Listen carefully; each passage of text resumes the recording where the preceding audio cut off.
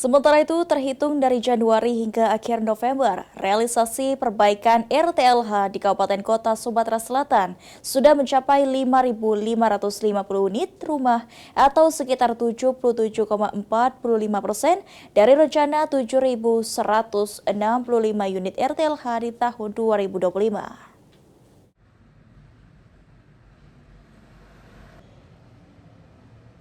Kebutuhan akan hunian di Provinsi Sumatera Selatan masih terbilang cukup tinggi. Sekitar 348.051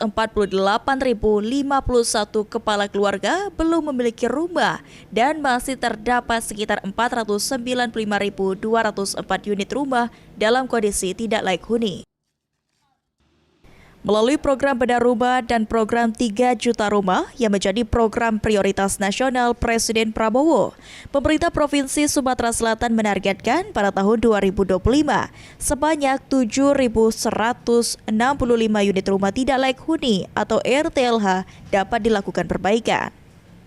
Kepala Dinas Perumahan dan Kawasan Permukiman Provinsi Sumatera Selatan, Novian Aswardani mengatakan, hingga November 2025, pemerintah Kabupaten Kota di Sumatera Selatan telah memberikan bantuan RTLH sekitar 77,45% atau mencapai 5.550 unit rumah RTLH di 17 kabupaten kota se-Sumatera Selatan.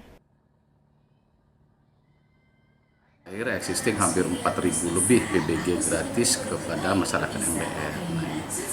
Yang lain-lain itu ada 3 program dari pemerintah pusat, 1 juta di perkotaan, 1 juta di pedesaan, dan 1 juta di daerah pesisir. Semua ini berjalan baik, koordinasi dengan pemerintah pusat dengan balai yang ada di Provinsi Sumatera Selatan.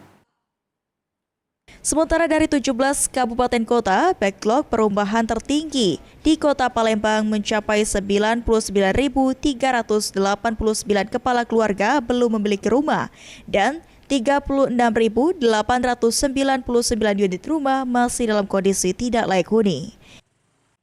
Eki Saputra